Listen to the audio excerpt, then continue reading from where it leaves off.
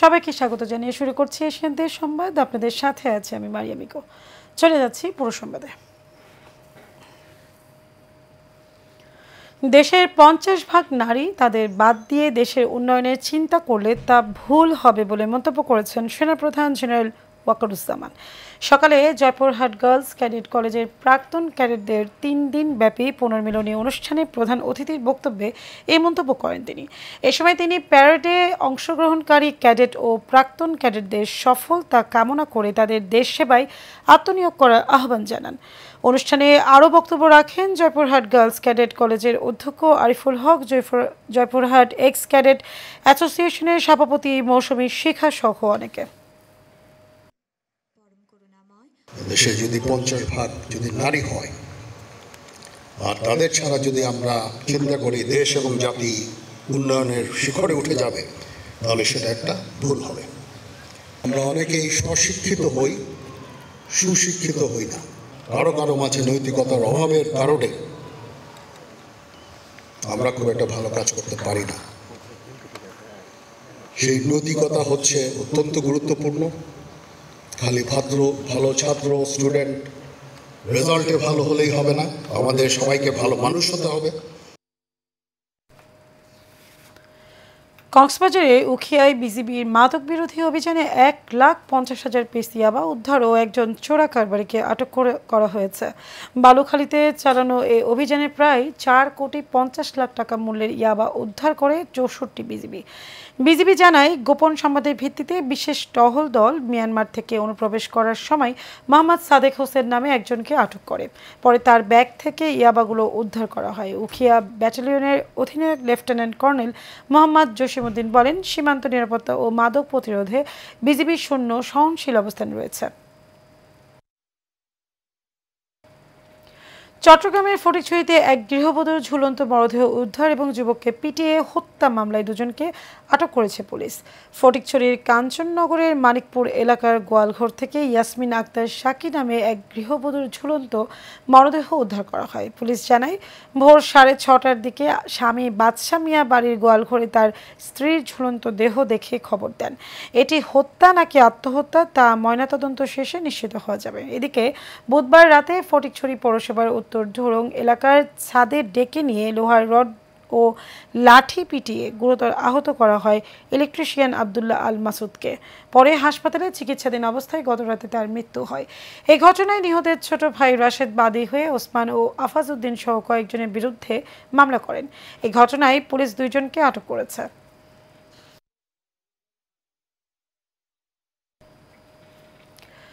কক্সবাজারের উখিয়ায় খালে বস্তাবন্দি অবস্থায় এক নারীর মরদেহ উদ্ধার করেছে পুলিশ। বৃহস্পতিবার সন্ধ্যায় হলদিয়া পালং ইউনিয়নের তৎসাখালী ব্রিজ এলাকার একটি খালে ভাসমান অবস্থায় মরদেহটি দেখতে পান স্থানীয় পথচারীরা।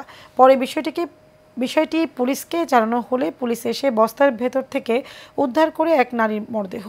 নিহত ওই নারী হলদিয়া পালং ইউনিয়নের 1 নং ওয়ার্ডের জসিমউদ্দিনের স্ত্রী রহিমা আক্তার। পরিবার জানায়, গত 6 নভেম্বর স্বামী ঘুরতে নিয়ে যাবে জানিয়ে বাবার বাড়ি থেকে বের হন রহিমা। এরপর থেকে তিনি নিখোঁজ ছিলেন।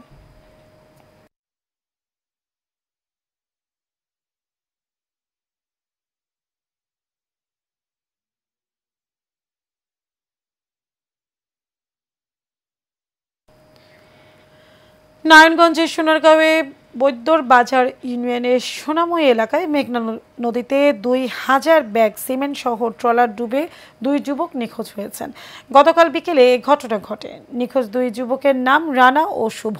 স্থানীয়রা জানায়, বৈদ্যর বাজার ইউনিয়নের সোনাময়ী এলাকার আমান সিমেন্ট ফ্যাক্টরি থেকে বরিশাল যাওয়ার জন্য 2,000 ব্যাগ সিমেন্ট ভর্তি করে রানা ও শুভ নামের 2 যুবক ট্রলার নিয়ে বের হন। পরে মাছ নদীতে ট্রলার নোঙর করে ঘুমিয়ে পড়েন তারা। 3:30টার দিকে তলা ফেটে ট্রলারটি তলিয়ে যায়।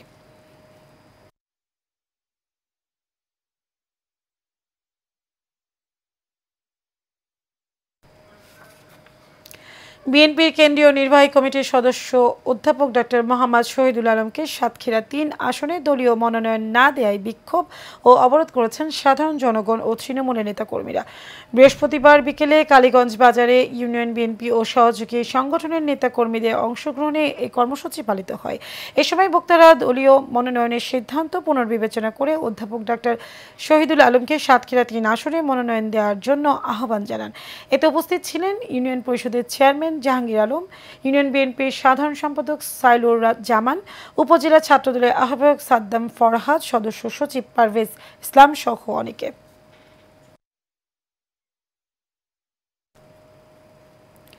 গাজীপুরের শ্রীপুরে ৫ শতাধিক আদিবাসী বিএনপিতে যোগ দিয়েছেন। সকালে গাজীপুর ৩ আসনে বিএনপির মনোনীত প্রার্থী অধ্যাপক ডক্টর SM রফিকুল ইসলাম বাচ্চু উপস্থিত থেকে বিএনপিতে যোগ দেওয়ার নতুন সদস্যদের ফুল দিয়ে বরণ করে নেন। শ্রীপুর পৌরসভার কেওয়াচালা গারোপাড়া এলাকার পৌর বিএনপির সদস্য সচিব বিল্লাল হোসেন ব্যাপারীর সঞ্চালনায় এবং পৌর বিএনপির আহ্বায়ক হুমায়ুন কবির সরকারের সভাপতিত্বে এতে প্রধান অতিথি ছিলেন হিট বাংলাদেশের নির্বাহী পরিচালক আনোয়ার হোসেন। এ সময় উপস্থিত ছিলেন পৌর বিএনপির ১ নম্বর যুগ্ম আহ্বায়ক আনোয়ার হোসেন, ব্যাপারী যুগ্ম আহ্বায়ক আহসান কবির, পৌর বিএনপির আহ্বায়ক সদস্য আবুল হোসেন প্রধান সহ অনেকে।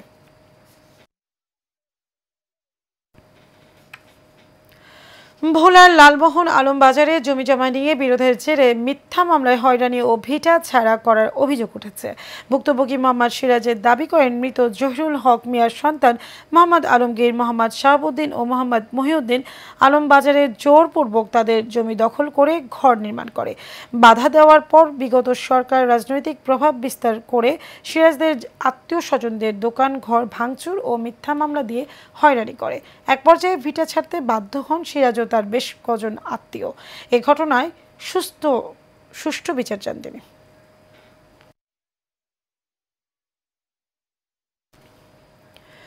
যশোরের শার্শা উপজেলায় বেনাপোল পৌরসভার বড় আছড়া গ্রামে মোহাম্মদ আব্দুল জব্বারের ছোট ছেলে আব্দুল্লাহ ২৪-এর গণ অভ্যুত্থানে শহীদ হয়েছিল। আজ ১৪ নভেম্বর তার প্রথম মৃত্যুবার্ষিকীতে শ্রদ্ধাঞ্জলি দেন উপজেলা প্রশাসক সহ স্থানীয়রা। এ সময় উপস্থিত ছিলেন সহকারী কমিশনার ও বেনাপোল পৌরসভার প্রধান নির্বাহী কর্মকর্তা মোহাম্মদ নিয়াজ মাকতুম, শহীদ আব্দুল্লাহ পিতা মোহাম্মদ আব্দুল জব্বার, পৌরসভার প্রধান সহকারী মোহাম্মদ আব্দুল্লাহ আল মাসুম রনি সহ আরও অনেকে।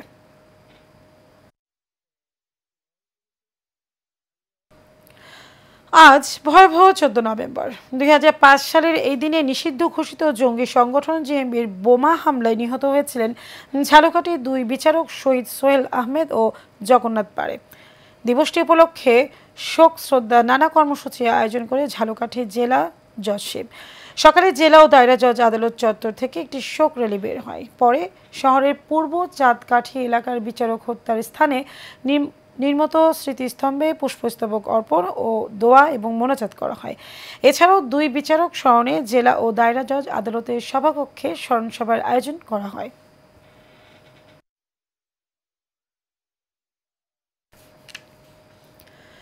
ঢাকা মাওয়া এক্সপ্রেসওয়েতে শৃঙ্খলা ধরে রাখতে সড়ক ও জনপথ বিভাগের সহযোগিতায় ট্রাফিক নিরাপত্তা প্রচারণা চালিয়েছে কোরিয়া এক্সপ্রেসওয়ে কর্পোরেশন। সকালে ধলেশ্বরী টোল প্লাজা এলাকায় সড়ক ও জনপথ বিভাগের প্রধান প্রকৌশলী সৈয়দ মইনুল হাসান এই কার্যক্রম উদ্বোধন করেন। এ সময় ড্রাইভার ও যাত্রীদের সিট বেল্ট বাঁধা এবং স্পিড লিমিট মেনে গাড়ি চালানোর পরামর্শ দেওয়া হয়। প্রচারণায় উপস্থিত ছিলেন সড়ক ও জনপথের ঢাকা জেলার অতিরিক্ত প্রধান প্রকৌশলী AKM আজাদ রহমান, নারায়ণগঞ্জ সার্কেলের তত্ত্বাবধায়ক প্রকৌশলী ডাক্তার মোহাম্মদ নাজমুল হক, মুন্সিগঞ্জ সড়ক বিভাগের নির্বাহী প্রকৌশলী মাসুদ মাহমুদ সুমন সহ অনেকে। ঝিনাইদহের মানসিক প্রতিবন্ধী নাজনীনের পরিবারের পাশে দাঁড়িয়েছে আমরা বিএনপি পরিবার। বিএনপির ভারপ্রাপ্ত চেয়ারম্যান তারেক রহমানের নির্দেশে আমরা বিএনপি পরিবারের নেতৃবৃন্দ সকালে শৈলকুপা উপজেলায় আনন্দনগর গ্রামে যান। সেখানে মানসিক প্রতিবন্ধী নাজনীনের পরিবারের সাথে কথা বলেন ও তার চিকিৎসার জন্য তারেক রহমানের দেওয়া সহযোগিতা তুলে দেন। এ সময় আমরা বিএনপি পরিবারের উপদেষ্টা M রশিদুজ্জামান মিল্লাত, সদস্য সচিব মোকসেদুল মমিন মিথুন, অ্যাটর্নি জেনারেল মোহাম্মদ আসাদুজ্জামান, জেলা বিএনপির সভাপতি অ্যাডভোকেট MA মজিদ সহ অন্যান্যরা উপস্থিত ছিলেন।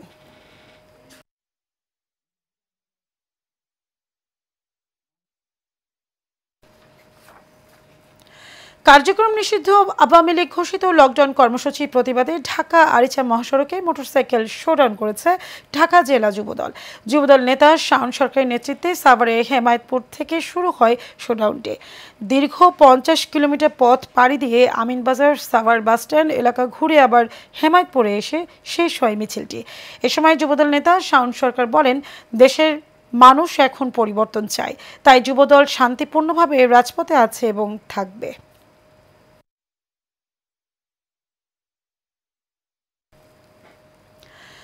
আসন্ন জাতীয় সংসদ নির্বাচন উপলক্ষে বিএনপি মনোনীত প্রার্থী আনিসুর রহমান তালুকদার খোকনের মতবিনিময় সভা অনুষ্ঠিত হয়েছে।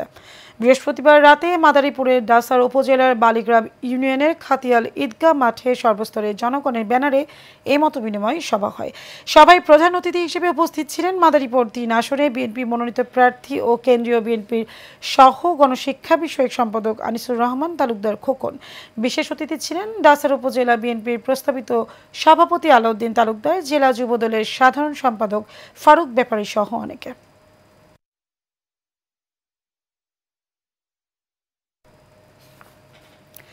দিনাজপুরের ফুলবাড়িতে কাজীখাল ইউনিয়ন বিএনপির উদ্যোগে পথসভা হয়েছে। বৃহস্পতিবার বিকেলে আটপুকুর হাটে দলীয় নেতাকর্মীর অংশগ্রহণে এ পথসভা হয়।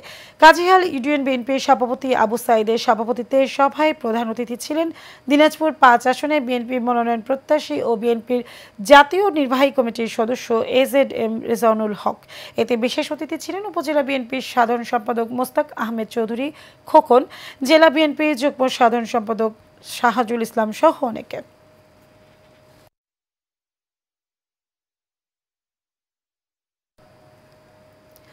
গাজীপুরে সপ্তমবারের মতো সুলতান উদ্দিন স্মৃতি বৃত্তি প্রকল্প পরীক্ষা অনুষ্ঠিত হয়েছে। সকাল 10টা থেকে গাজীপুর সদর, শ্রীপুর ও ভালুকার 250টি শিক্ষা প্রতিষ্ঠানের 16টি কেন্দ্রে প্লে থেকে দশম শ্রেণীর 9,000 শিক্ষার্থী এই বৃত্তি পরীক্ষায় অংশগ্রহণ করেন।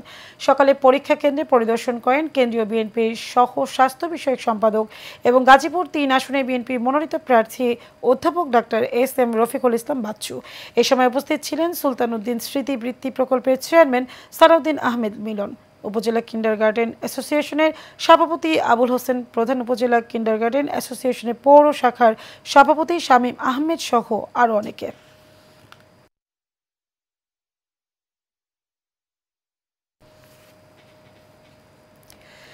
দিনাজপুরের পার্বতীপুর উপজেলার আমবাড়ি বালিকা উচ্চ বিদ্যালয় মাঠে এএমভির উদ্যোগে খাদ্য সামগ্রী বিতরণ করা হয়েছে। অনুষ্ঠানে মোট 63 জন অসহায় ও দুস্থ ব্যক্তির মাঝে 1 প্যাকেট করে সহায়তা সামগ্রী বিতরণ করা হয়। অনুষ্ঠানে উপস্থিত ছিলেন ইন্টার মানব সম্পদ ম্যানেজার মোহাম্মদ শাহিন আলম, ইন্টার নিয়োগ বিশেষজ্ঞ সুজন ইসলাম এবং প্রশিক্ষণ SR ব্যবস্থাপক সহ অনেকে।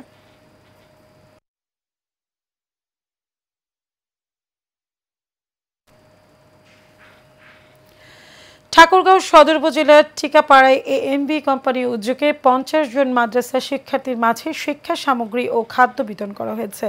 এর আগে এএমবি কোম্পানির উত্তরোত্তর সাফল্য কামনায় বিশেষ দোয়া অনুষ্ঠিত হয়। অনুষ্ঠানে প্রধান অতিথি ছিলেন এএমবি কোম্পানি ইন্টার মানব সম্পদ ম্যানেজার উম্মে মাইশা জান্নাত। অনুষ্ঠানে শিক্ষার্থীদের হাতে খাতা, কলম, সাবান, টুথপেস্ট, ব্রাশ সহ বিভিন্ন শিক্ষা উপকরণ ও পুষ্টিকর খাদ্য তুলে দেওয়া হয়।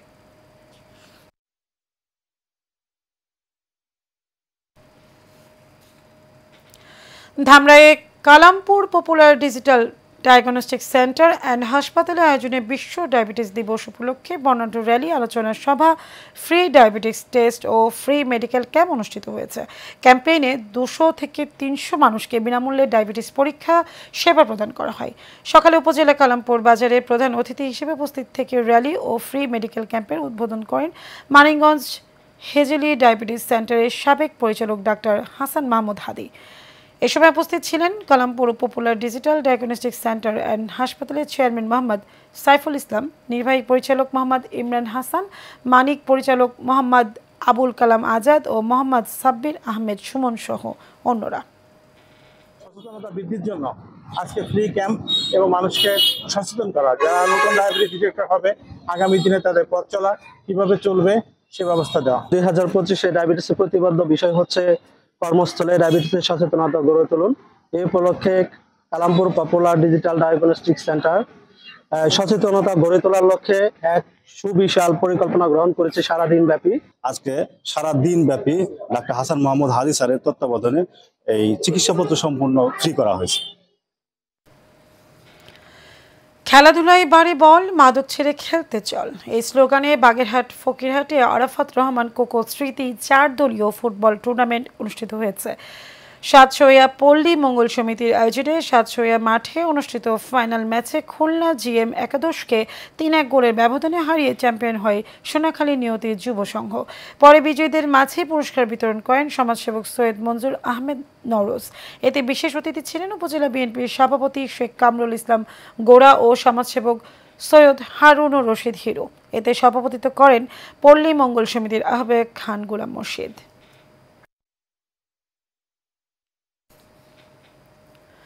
গাজীপুরে 5 স্টার প্রিমিয়ার লিগ 2025-26 সিজন 2 এর উদ্বোধন করা হয়েছে।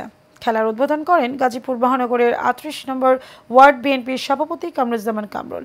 এ সময় তিনি ক্রিকেট খেলোয়াড়দের আরও মনোযোগী হতে পরামর্শ দেন এবং মাদক থেকে সকলকে দূরে থাকার জন্য পরামর্শ দেন। পাশাপাশি মাদক সেবীদের খেলাধুলায় যোগ দিয়ে মাদক থেকে দূরে থাকার আহ্বান জানান। নারায়ণগঞ্জের সিদ্ধিরগঞ্জে আদমজি ইপিজেডের ইউনেস্কো বিডি লিমিটেডের স্টোর ডিপার্টমেন্টের সাথে এমকিউসি ডিপার্টমেন্টের ফুটবল খেলা অনুষ্ঠিত হয়েছে। 10 পাইপ এলাকায় 7 স্টার এইনা গ্যালারিতে এই ফুটবল খেলা হয়। এতে স্টোর ডিপার্টমেন্ট 1 গোলে এমকিউসি ডিপার্টমেন্টকে পরাজিত করে। এ সময় উপস্থিত ছিলেন স্টোর ম্যানেজার মাসুদ রানা, এমকিউসি ডিপার্টমেন্টের সহকারী ব্যবস্থাপক বিপুল হোসেন, তারেক হাসান, জাকির, রাজু সহ অনেকে।